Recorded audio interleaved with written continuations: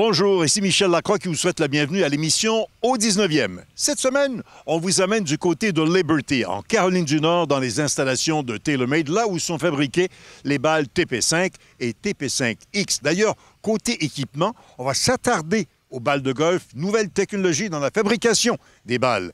Et à la leçon, on se retrouve en compagnie d'Éric Laporte, sous la pluie. Qu'est-ce qu'on peut faire quand il pleut et surtout, qu'est-ce qu'on peut avoir dans son sac de golf quand il pleut? Tout ça et plus encore cette semaine de l'émission Au 19e. Au 19e, une présentation de RBC au service de votre réussite. En collaboration avec Mulligan Centre du Golf pour un nouvel élan et Accès Physio. Ayez accès à la même qualité de soins à laquelle ont droit les athlètes de haut niveau.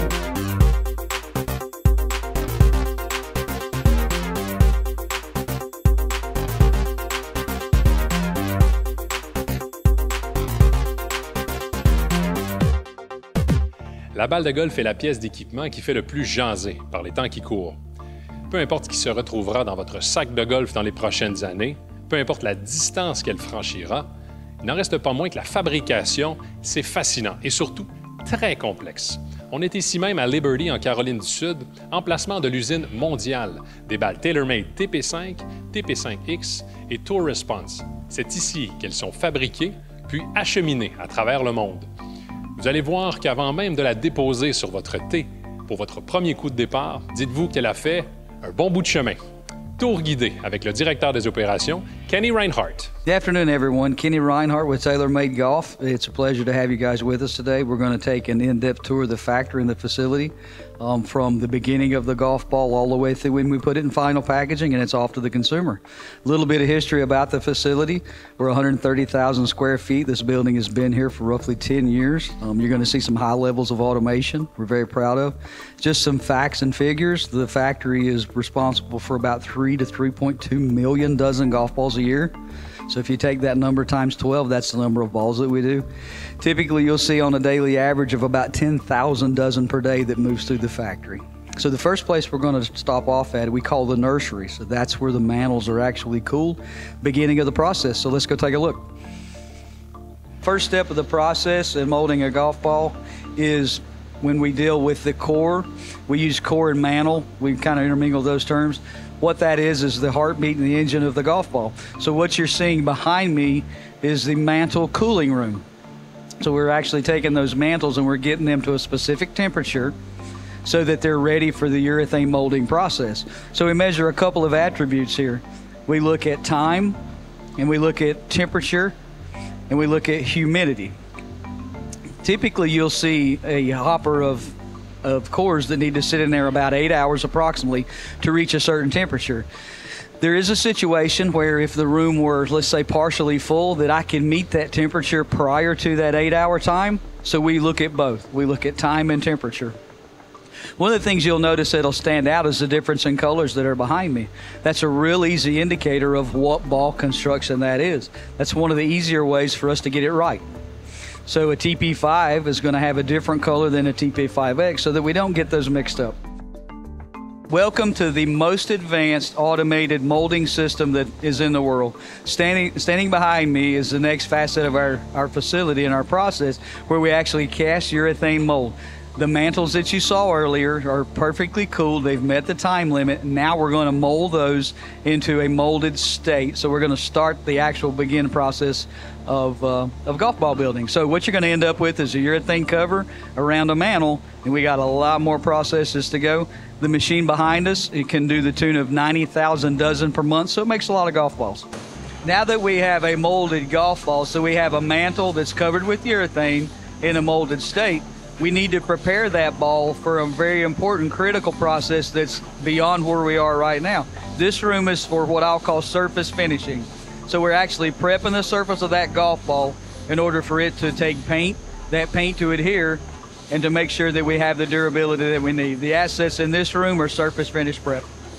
So one of the things that you'll notice as we progress through the process, this room is a considerably cooler than the previous rooms that we've been in.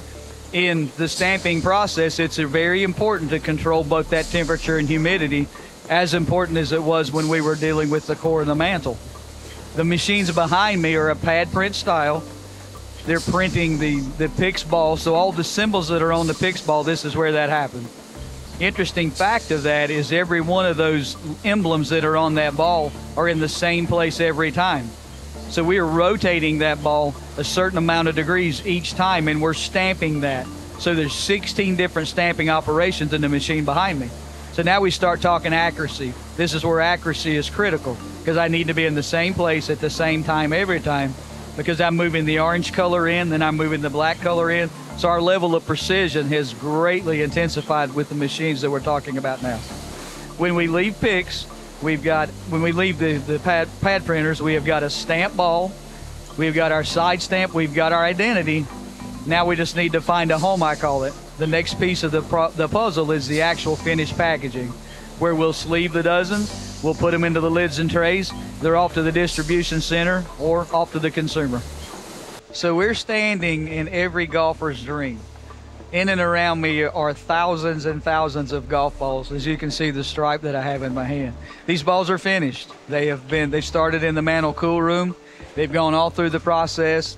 They have the paint applied. They have in this case, they have the stripe. So the next piece of the process is for us to pack those out and get them out into the hands of the golfers. I hope you've enjoyed today. I hope it was entertaining and you got to learn something great. Thank you. C'est temps de passer à la question piège. Émilie, la semaine dernière, on était du côté de la Nodière. Là, on se tourne du côté des Laurentides, mais en fait, à proximité de l'Outaouais. Oui, il est question du club de golf La Chute qui a fêté son centenaire l'année dernière. Site qui a vu passer là, quand même de belles légendes du golf. On pense à Arnold Palmer et Lee Trevino pour ne mentionner que ces deux-là. Deux parcours qui ont été créés par de grands architectes, Stanley Thompson et Howard Watson. Mais il y a un autre architecte qui a eu son mot à dire lors de la conception originale et c'est notre question quiz de la semaine. Outre Stanley Thompson et Howard Watson, quel architecte de renom fut également impliqué dans la création de l'un des parcours du club de golf La Chute? Est-ce A. A.W. Tillinghast, B. Albert Murray ou C. Donald Ross? La réponse après la pause. Avant la pause, on vous a demandé, outre Stanley Thompson et Howard Watson, quel architecte de renom fut également impliqué dans la création de l'un des parcours du club de golf La Chute? Eh bien, la réponse est B, Albert Murray, et il avait d'ailleurs été en vedette dans une de nos questions quiz précédentes. C'est vraiment lui qui a redessiné le premier parcours et il a complété son travail en 1928. Il faut dire qu'en 1923, la famille Ayers, qui était propriétaire de l'endroit, avait dessiné les 7 premiers trous. Albert a donc redessiné 7 trous, en a ajouté 2 autres. Thompson, lui, a complété le premier 18 et son élève, Howard Watson, a, lui, créé le deuxième parcours du club de golf de La Chute en 1961. Mulligan Centre du Golf présente la capsule équipement. Mulligan Centre du Golf pour un nouvel élan. Chronique équipement, on parle des nouveautés balles de golf. Selon plusieurs sources, ce serait près de 1,2 milliard de balles de golf produites chaque année. La presque totalité de ces balles sont renouvelées aux 2 ans pour ce qui est des nouveaux modèles. Titleist, par exemple, l'année dernière, a mis en ligne les nouvelles Pro V1 et Pro V1X d'un point de vue premium. Cette année, c'est au tour de TaylorMade et de Callaway de répliquer à ce niveau. Si vous n'êtes pas prêt à payer ce montant pour une douzaine de balles, c'est tout à fait compréhensible. On a d'autres produits à vous présenter, avec un excellent rapport qualité-prix et de bonnes technologies d'ailleurs. On commence notre tournée des manufacturiers du côté de TaylorMade avec la TP5X et TP5 renouvelée. We really changed the ball from core to cover. Really starts at the core. Core is what's really driving a lot of the speed, a lot of the sound and feel. We have a new core technology, it's called Speed Wrap. What that does, it's a lower density core design that allows us to create a lower frequency. Lower frequency is what we hear that sounds a softer ball. What that Speed Wrap allows us to do, increase the ball speeds while maintaining that soft feel. Moving on from there, we still have our 5 layers. 5 layers allows you to have that compression gradient, right? That gradient from soft to stiff. That gradient allows you to go, high speed driver, low spin long irons, and high spin wedges. We've increased that gradient this year over 21 as well. And then last, we have a new dimple design on our 24X product, which allows for a different flight characteristic as well. But one of the biggest differences, you will see a flight difference. The 24 TP5 is more of a higher flying ball, for kind of a lower swing speed, wants more spin, a little more feel, whereas the 24X is all about speed, it's all about distance, it's a flatter trajectory, a more boring flight. TaylorMade propose également d'autres nouveautés. La technologie PIX a été revampée, mais on vous en propose davantage, question de personnaliser votre balle de golf avec MySymbol. Et pour ceux et celles qui aiment se démarquer, la nouvelle balle Speedsoft Ink. I think from PIX 1 to PIX 2.0, big change, right? Really positive feedback on that kind of triangle shape.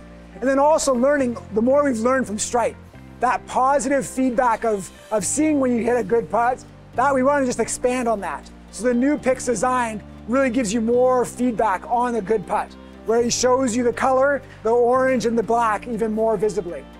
Chez Callaway maintenant, on modifie le nom pour une approche différente et une offre plus généreuse. Voici Chrome Tour. We wanted to focus in on the better player, the more elite player, so we think the Tour name will really help us do that. But we also believed we had a product that was meaningfully different than anything we've ever had before. So it's kind of a moment in time for us to kind of reestablish what we are in the golf ball category. So with Chrome Tour X, alongside the wildly successful Chrome Soft golf ball, we really believe we're rallying it all together within that Chrome franchise. So we have a new hyper-fast soft core in all three golf balls. We kind of use it in different ways depending on what we're trying to accomplish with the golf ball. But the reality is that's all about the speed of the golf ball. It's going to give us more speed, particularly off the driver, in all three golf balls. If you start at kind of Chrome Tour, it's going to be for the better player that's kind of seeking that ultimate in combination between feel and distance and total performance, I'd like to say. And then as you move into the Chrome Tour X, it's going to be about speed off the driver almost exclusively, and spin and control kind of throughout the bag. So it's going to be the highest spinning golf ball as well. So for the player looking for a little more workability. And then at the Chrome Soft level, for that kind of aspirational player that wants all the benefits of a tour level golf ball, of spin and control around the green, that soft urethane cover for performance. But we're going to do it in a more meaningful package that's going to provide a little more distance as well. Chez Titleist, plusieurs modèles ont été renouvelés. AVX, Tour Soft et TrueField. Ces balles s'adressent tous à un golfeur ou une golfeuse différente en termes de préférence. Frédéric Waddell nous les présente. AVX will sit just below Pro V1 in terms of price. Still delivers the great flight, feel, and spin characteristics that golfers are used to, flying lower than Pro V1, spinning less, and feeling softer. But for 2024, we've updated with a new cover technology. It's softer. It's going to provide great spin and control around the greens, even better than the last generation. And still with that really long iron distance that golfers love and soft feel. So it's a better ball for 2024, sitting again just below Pro V1 and Pro V1X. So the magic of Tour Soft is it's got this really huge solid core and then a very thin Fuse-a-Bond cover. And what that does is provide great distance off the tee that cores the engine of the golf ball. And having as large a core as we do in Tour Soft provides that. But then with that really thin, really soft cover, you get a lot of spin and control around the greens. 2024, we've reformulated the cover to get a little more greenside spin and control. So you get that soft feel, you get that low price point, you get the Titleist quality and consistency, but now with a little more control around the greens. Previous generation of TrueFeel had a slightly firmer cover than we have now. We've softened that cover. You're going to get softer feel, but also a little more greenside spin and control. It still comes in white, yellow, and red, with Tour Soft coming in white, yellow, green, and pink this summer. La semaine prochaine, Eman sera de retour et nous allons parler des nouveautés du côté des cocheurs, les wedges. Bye tout le monde!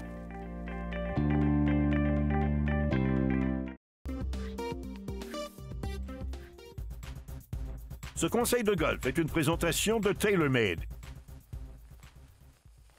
Le conseil de cette semaine, je vais vous expliquer comment vous ajuster et quoi vérifier lorsque l'une des situations les plus déstabilisantes survient durant votre partie de golf, c'est-à-dire l'arrivée soudaine d'une averse. Parce que cela peut complètement changer l'attitude que vous avez durant votre partie, mais surtout le rythme de votre jeu. Je vais vous donner 4 conseils à vérifier et à mettre en place lorsque la pluie tombe. Premièrement, si la pluie est prévue une bonne partie de la journée ou lors d'une averse intense, il est important d'être bien équipé, c'est-à-dire parapluie, manteau et même pantalon de pluie. Si la pluie est vraiment intense et persistante, je vous suggère même de porter des gants de pluie. Quel en est l'avantage? Ceux-ci ont la particularité d'être de plus en plus efficaces lorsque la pluie s'intensifie. Les gants procurent une adhérence maximale lors de ces conditions, donc vous avez un meilleur contrôle de votre tête de bâton. Je vous recommande aussi de prévoir une serviette supplémentaire que vous pouvez installer sous votre parapluie pour essuyer l'humidité de vos mains et de vos prises juste avant le coup. Deuxièmement, il va être important d'ajuster votre jeu et votre stratégie dû aux conditions atmosphériques changeantes, c'est-à-dire risque de chute de température et lors de l'envolée de votre balle va frapper des gouttes d'eau dans le ciel. Ce qui aura pour conséquence, mais votre balle va parcourir beaucoup moins de distance que prévu.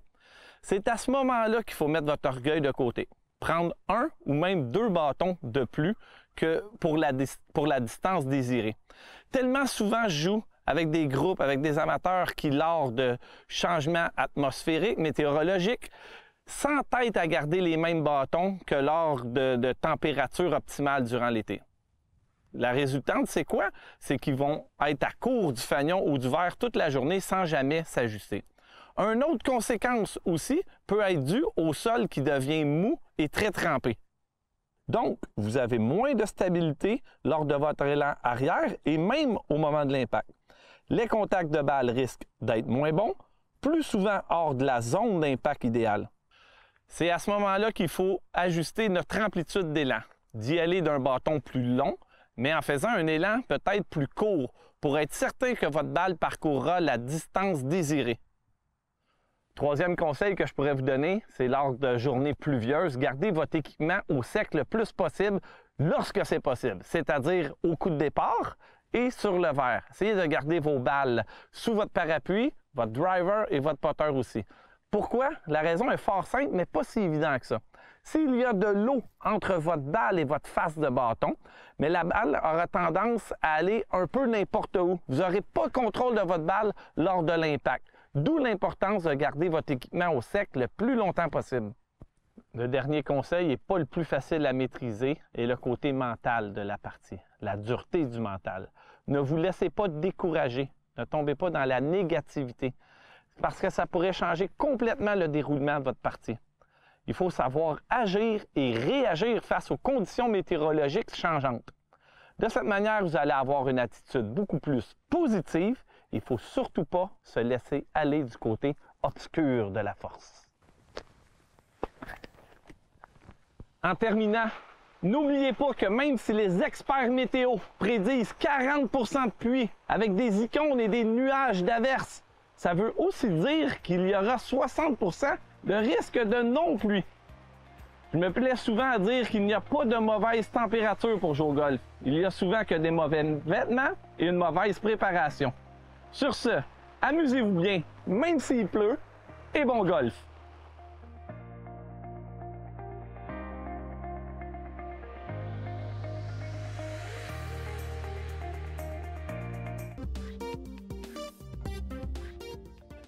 En compagnie d'Antoine Saint-Jean, qui est le fondateur de Génération Golf et aussi professionnel à la PGA du Québec. Antoine, ça va bien? Ça va très bien, toi? Oui, super. Génération Golf, pour quelqu'un qui n'a jamais entendu parler du concept, donne-moi ta définition. Génération Golf est devenu du partage du golf de génération en génération. Ça a commencé avec un centre de golf intérieur pour pouvoir donner des cours de golf. Et ça s'est développé en plusieurs choses.